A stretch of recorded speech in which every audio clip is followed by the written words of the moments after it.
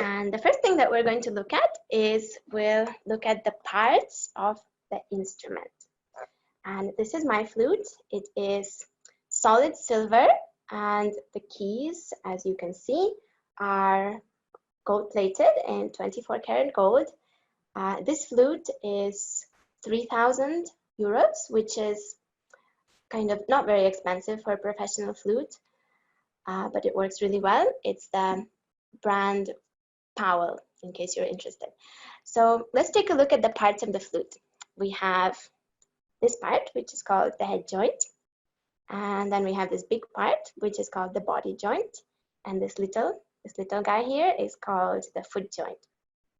So in the beginning, the part that we're going to be interested in is our head joint. So if you have your flute with you, feel free to just take it out carefully, don't drop it.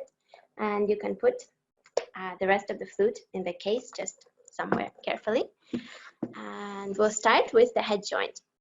And let's take a look at this part here, this section, which I have gold plated. This is called the lip plate.